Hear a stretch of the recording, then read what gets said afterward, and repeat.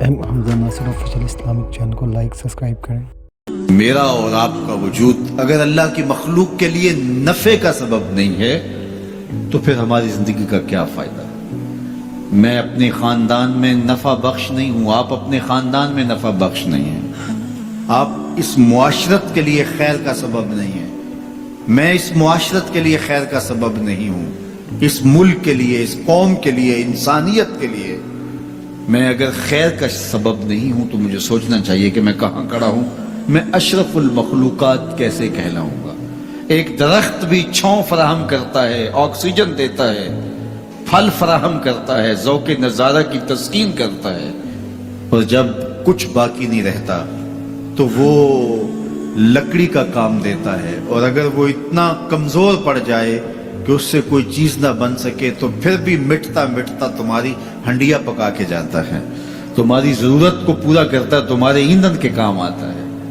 وہ بوڑھی بھینس جو اب دودھ دینے کے اور بچے دینے کے قابل نہیں رہی، اب اس سے تم کوئی نفع نہیں لیتے، لیکن وہ جاتے جاتے رخصت ہوتے ہوتے جو ہے وہ تمہاری غذائی ضرورتوں کو پورا کر کے جاتی ہے، اور اگر تم اس سے غذائی ضرورتیں پورا نہیں کرتے، تم کہتے ہو کہ نہیں یہ اتنا بوڑھا وجود ہے، تو پھر بھی اس کے چمڑے سے تم جوتے پہن سکتے ہو، تم اور چیزیں جو ہے وہ اس کے چمڑے سے بنا سکتے ہو، وہ اس دنیا سے رخصت ہوتے ہوئے بھی تمہارے لیے نفع بخش بن کے گئی۔ تو اگر ایک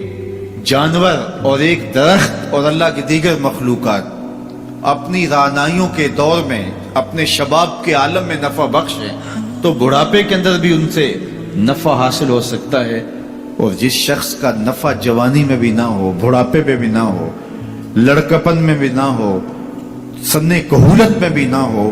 تو پھر وہ انسان کہلائے گا۔ اولئک کالانعام بل ہم اضل، فرمایا یہ چوپایا ہے بلکہ چوپایوں سے بھی بدتر ہے۔ تو پھر وہ کیسا انسان ہے جو نافع نہیں ہے، جو نفع بخش نہیں؟ خیر الناس من ینفع الناس، لوگوں میں سب سے اچھا شخص کون ہے؟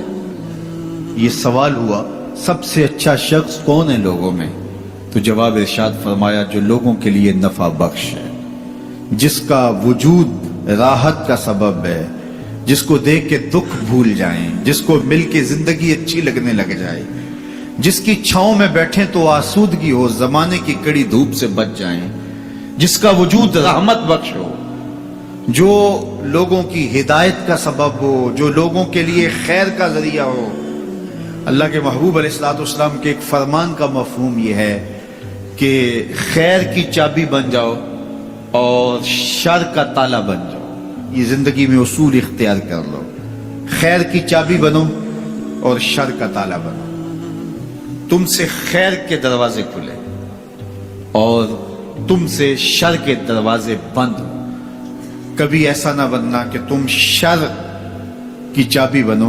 اور خیر کا تالا بنو۔ تم جہاں رکو، جہاں ٹھہرو، جہاں سے گزرو، وہاں خیر پھیلتی چلی جائے، تمہاری مہک سے لوگوں کے مشام ہستی معطر ہو، لوگوں کے دلوں میں، آنگن میں بہاریں آئیں کہ یہ شخص آیا ہے، گزرا ہے۔ تم ایک تازہ ہوا کی جھونکے کی طرح جہاں سے گزرو، اور تمہاری مہک سے لوگ دیر تک سرشار رہے کہ یہاں سے کوئی گزر کے گیا ہے، نہ یہ کہ تم جن راہوں سے گزرو وہاں کانٹے بکھیرتے چلے جاؤ، بعد میں وہاں کو چلے تو اس کے پاؤں زخمی ہو۔ تو فرمایا تم خیر کی چابی بنو اور شر کا تالا بنو، ہمیشہ خیر بانٹو، اچھائی بانٹو، بہتری بانٹو، لوگوں کے لیے صلح اور امن کے ضامن بنو، لوگوں کے لیے محبت کو پھیلانے والے بنو، لڑائی، دینگا مشتی، فساد، شر، الجھاؤ، تضاد اور نفرتوں کے بیچ اور کانٹے مت بونا، ہمیشہ خیر کی چابی بننا اور شر کا تالا بننا۔ اس لیے بہتر شخص وہ ہے کہ جو لوگوں کے لیے بہتری کی ضمانت بنتا ہے اور اس کے وجود سے لوگ بہتری پاتے ہیں۔ سب سے بڑی انسان کی ضرورت ہدایت ہے۔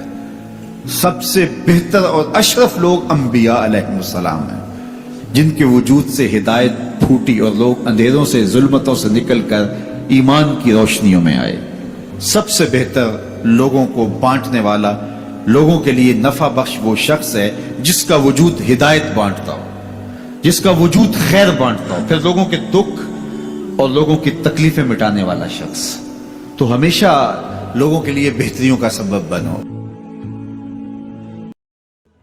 M Hamza Nasir official Islamic channel को लाइक सब्सक्राइब करें।